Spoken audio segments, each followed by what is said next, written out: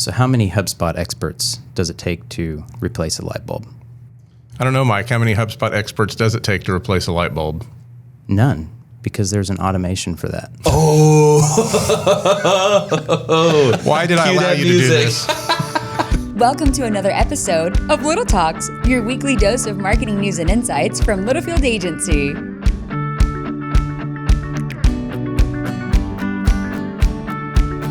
Welcome to the studio. On that note, what a way to kick off our podcast. Yeah. Welcome back to another edition of Little Talks with Littlefield Agency. I'm Sam Littlefield. With me is Steve Roop. And our special guest of the day, Mike Simmon. Mike, welcome. It was so good. Can you turn it up just a little bit, here. Claudia? Thank you. It's great to have you here. Your first time being a guest on this podcast in the studio. This is our first guest at this table, period. At this table, period. You are right. Yeah, we've done some remote guests, but first. That's a first for Mike. And then, Mike, you want to show everyone the other new first? So for those of you who get the pleasure of coming on and being a Little Talks guest. Look at that. I was a guest on Little Talks. Yeah, these are limited. Littlefield Agency. You only get this if you're a guest on Little Talks. I don't have one. So Mike is our first guest at this table, the first guest to get this. No. Well, we do have the ones that Trent gave us for Christmas. Oh, yeah. Oh, you remember that? Yeah. But not, he's got not official merchandise licensed by the agency. Yeah, correct. Yeah. But that's pretty neat. Roop did that. Cool. I got to give him and I like the color. I appreciate the color. Mike is down here today. He's here monthly, as a lot of you know, for those that are listening on the regular. And he's joining us. They've got a full day ahead for everything in the sense of CRM and marketing. But we stole Mike for 30 minutes. Chelsea, thank you. It's funny. She tried to sit down earlier. I'm like, what are you guys doing here? She also noticed that she has a picture of herself right behind Roop. So she obviously doesn't engage with her. Not at all. Not at all. I was thinking that maybe it'd be a new one, but it's the same one. Yeah, I ran out of time. We have some plans for back there, though. It's going to get wild. Yeah. So as we have been collaborating with Mike over the last week, just on our podcast topic, we love talking HubSpot.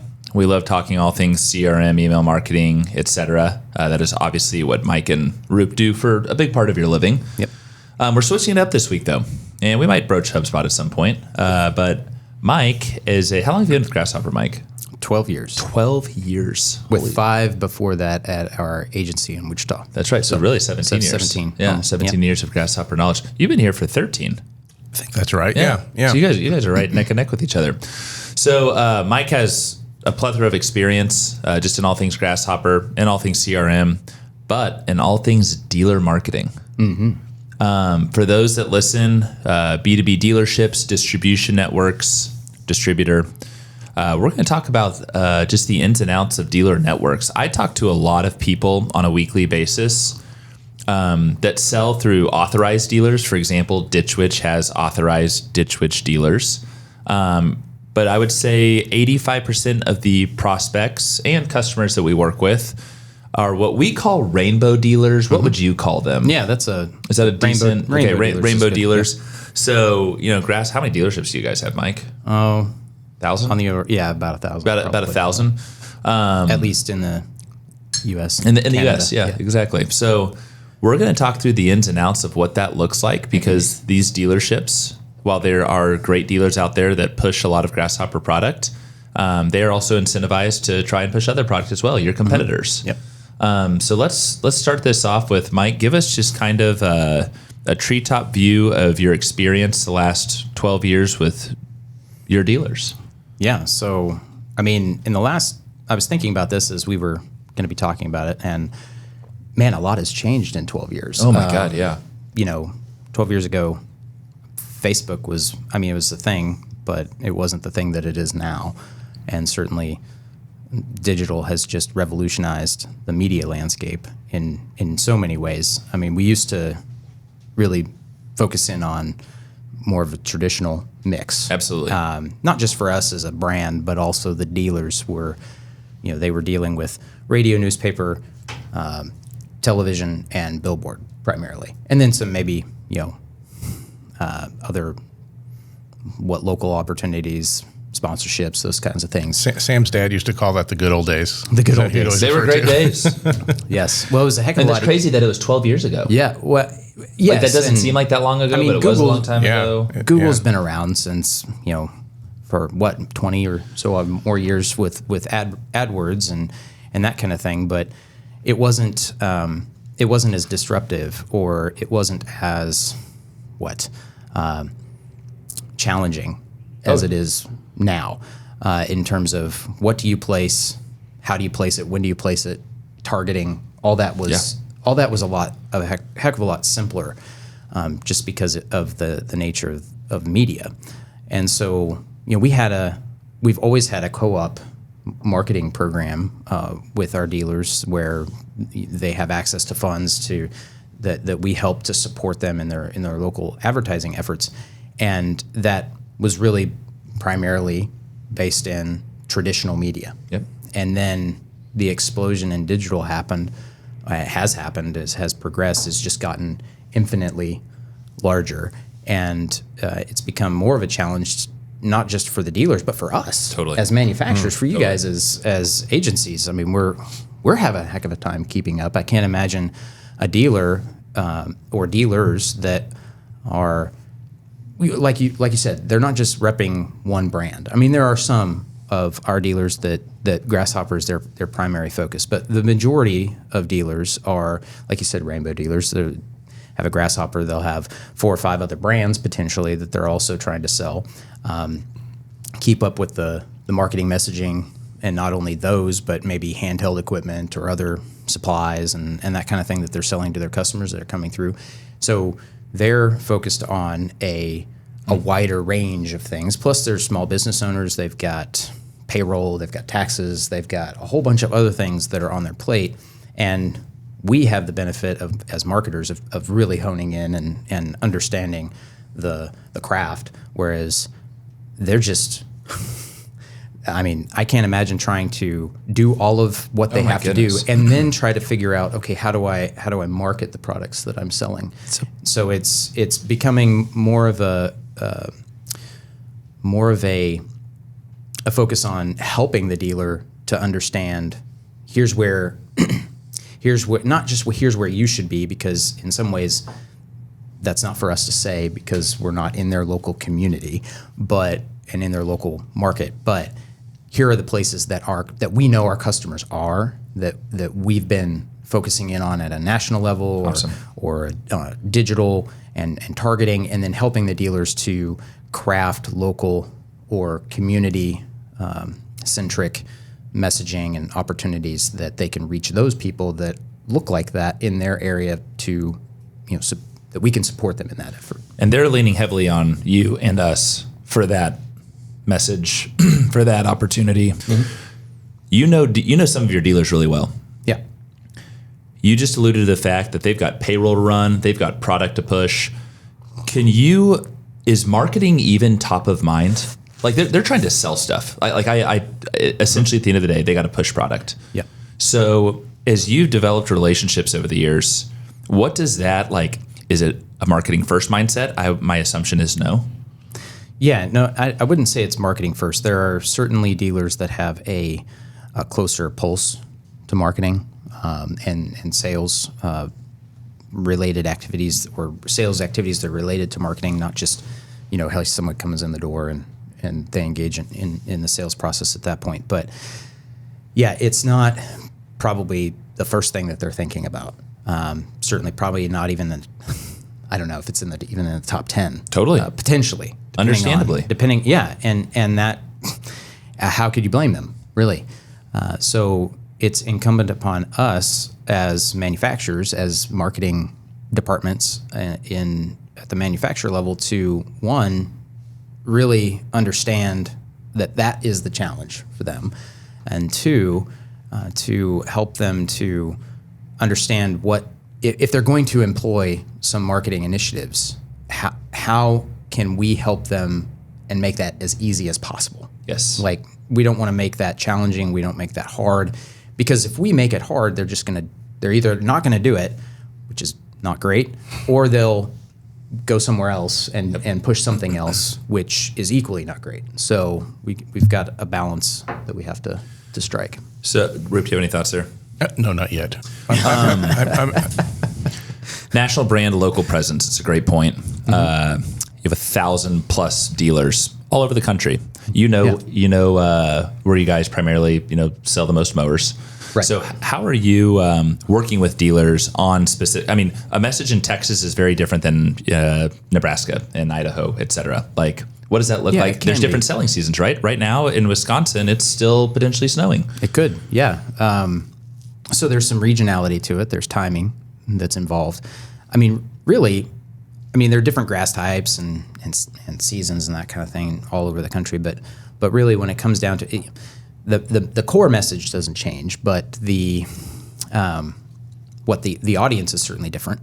If you are talking to a rural Texan, that's going to be different than if you're talking to a suburban New Yorker, or something like that. Great example.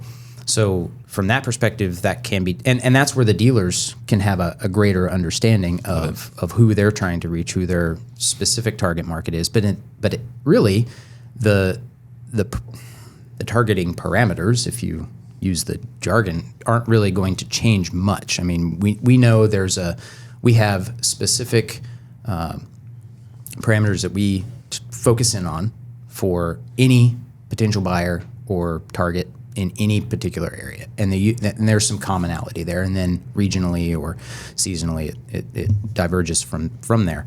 But yeah, there are definitely dealers that are more ahead of that game and ahead of that curve, and they don't need as much support, and then there are others who definitely should be or could be taking more advantage of the tools that we provide, or at least the resources that we provide. I mean, from that perspective, we've learned that at least I mentioned that digital has revolutionized this, and it not just in a bad way. It's not like it's just become chaotic.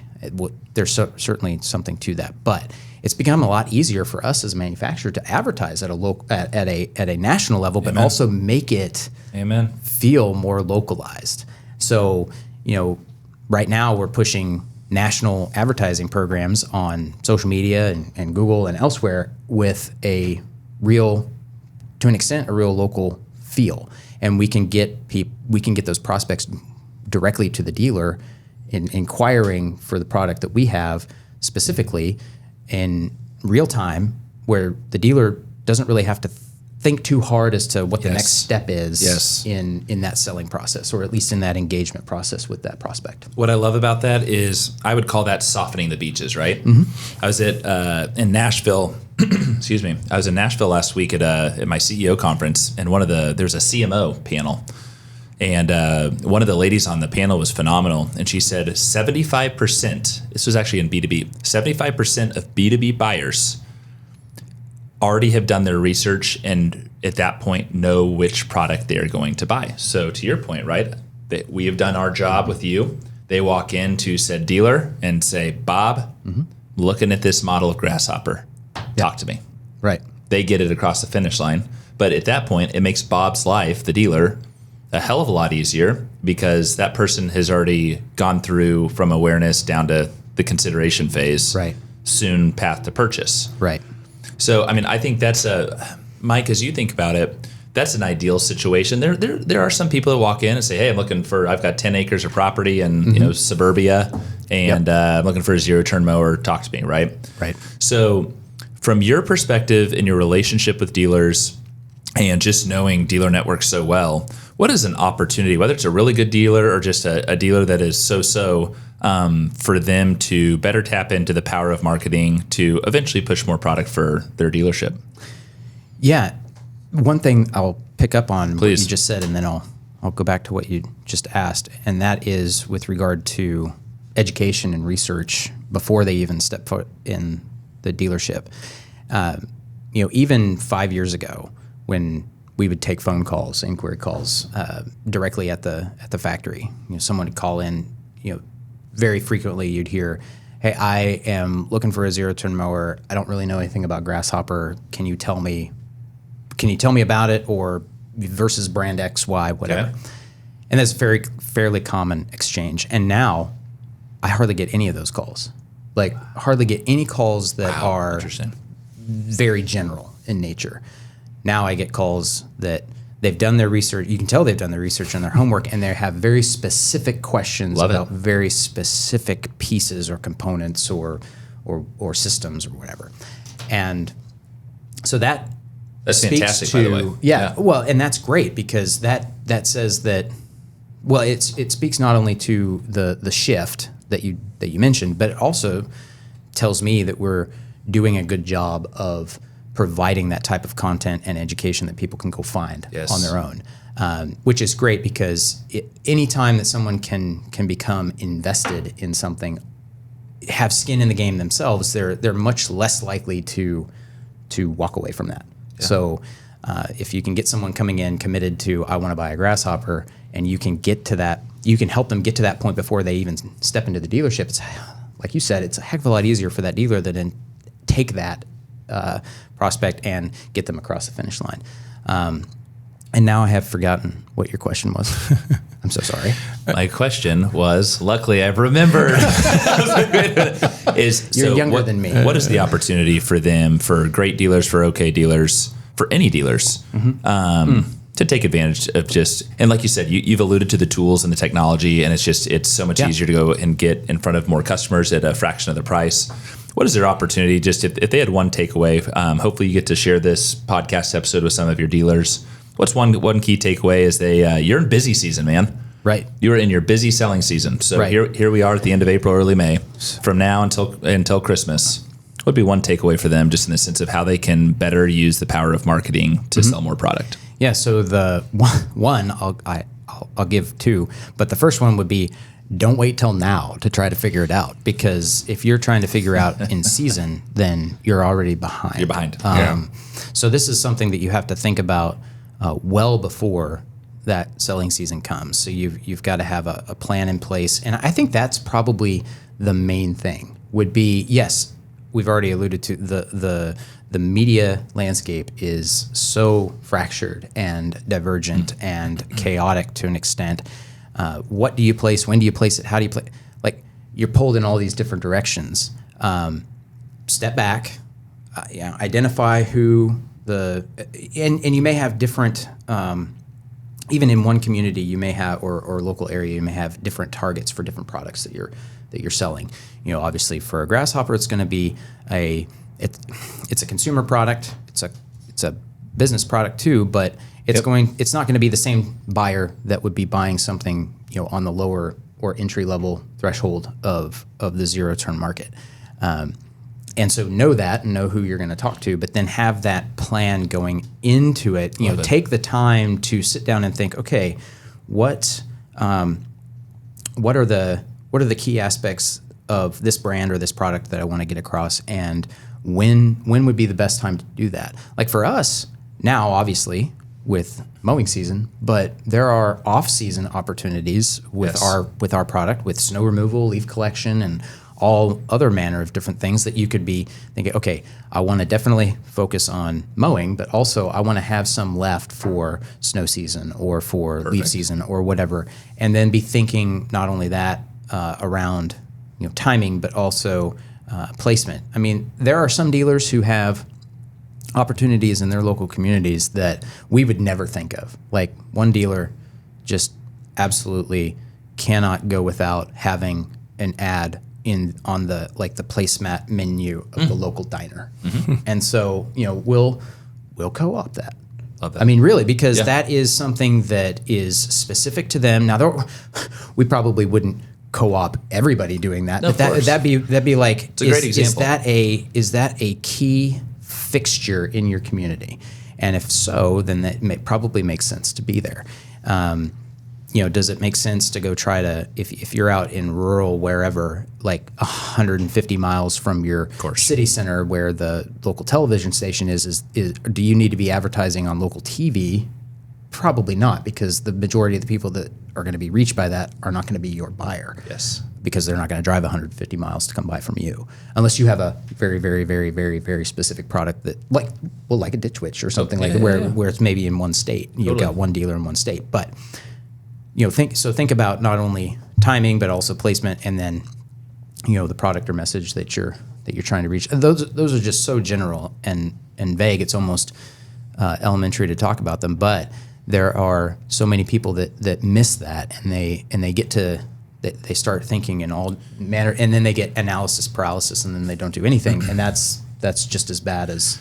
Well, and here's the thing, Mike. Else. You think doing it's it wrong. You think it might be elementary to talk about because you guys are doing it so doing well. it, right. I talk to so many people that I know someone, won't name names, that are just now trying to figure out a co-op program, and they're a pretty established B2B brand here in America. And it's just like, wow, right? And there's the opportunity ahead, but you guys are so far ahead of the game. It isn't elementary. It's something, this is exactly why we have you on here today talking about this. I was thinking as I'm jotting some notes down, a great follow-up to this segment next time you're in town is talking about some of the ins and outs of CRM and dealers. I was waiting for that. Mr. Quiet Man over there. I was waiting for CRM talk. Yeah, and that's okay, because guess what? That episode, I'll let you two geek out, and I'll hang here and just kind of facilitate. But it did get me thinking, because what you have done in the last year and how you have leveraged that dealership network and your relationship with the dealer through a CRM is really powerful. Yeah, and I'm sitting here thinking, as you're talking, I'm just kind of sitting here thinking about all the things we've done and are continuing to do and will be doing, all the data we're gathering, this first-party data, and how that gets leveraged in even greater ways for those dealers. That's, in some ways, they may never even see, right? But like on this side, there's a lot of work that kind of goes into getting that lead ready and prepped and down the funnel and into the store. Yeah. And I mean, that's a total benefit that you as a brand are leveraging a CRM across your entire dealer network to send them leads. And I think that would be a great follow-up as far as a topic, because there's like you said, there's a lot of background work that goes into setting up a lead generation system or process, and then not only generating it, but then distribution, follow-up, and you've got to have a way to track that. Totally. You can't just leave that to, gone are the days where you could do that with an Excel spreadsheet. Yeah. You can't do that anymore with rudimentary tools. You have to have more advanced, automated systems that are then not just set it and forget it. I mean, but set it up, get it going, and then that's when the real work starts, because then you've got to massage it, you've got to keep it going, and there will be changes, shifts along the way that you got to be able to stay fluid with it. Yeah. So. We always talk about closing the loop, right? Because once you've done your job and delivered said lead to dealer, your job's not done yet, right? Like, no, they got to still sell that product. And hey, when I go to a Grasshopper dealer, if I went in there today, I may not be ready to buy a mower. You may not be. It may be a couple of years, and we've had that. I've had that experience directly, where someone would come in. I wouldn't recognize it necessarily, but they come into our system, they churn, and then I get a call, and I look this guy up, and sure enough, he inquired 2 years ago, and here he is now ready to buy. And it took a little while. You get the interest going, you get the juices flowing. Absolutely. Then you keep those touch points going until they are ready. Yeah. Exactly. And that would be something that a dealer, that'd be one other takeaway that I would give for a dealer is, or anyone selling any product anywhere, is that you have to have continuous touching base with that person. And it's not necessarily always a direct call or a direct email. It could be that, but it could be as simple as like an email nurturing or some sort of mailer system or something, where you're just another touch point. Keep that fresh, top of mind awareness, being in front of them. Stay present and stay helpful. That's what you do. Consistency is what you're after, because the second that you stop is the second that they're going to be enamored by something else, and then it's a lot harder to get their attention back.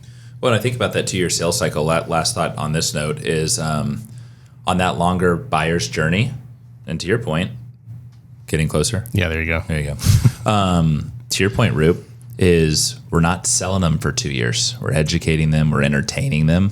We're showing off our product. We're aligning them with the brand. Totally. Yeah. Right. Totally. So, Mike, this is awesome. Thank you. Very, very insightful to those that are prospective customers, and would love to hear your thoughts on this, because I talk to you all a lot, and there's a great opportunity with dealer networks. I mean, I'll give, we've been working with Mike for almost 9 years now, and Trent, and we know that team so well. Grasshopper is an amazing family-owned company. I don't say that to blow smoke towards Mike.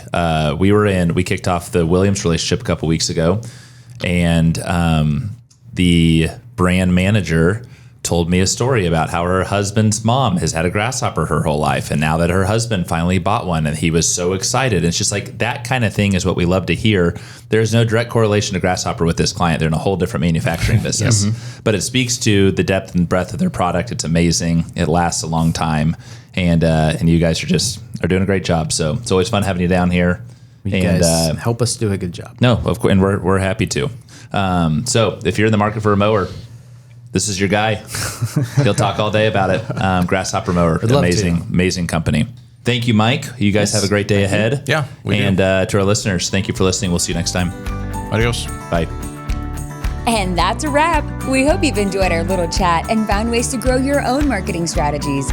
Remember to subscribe wherever you listen to podcasts and follow us on social media @Littlefield Agency.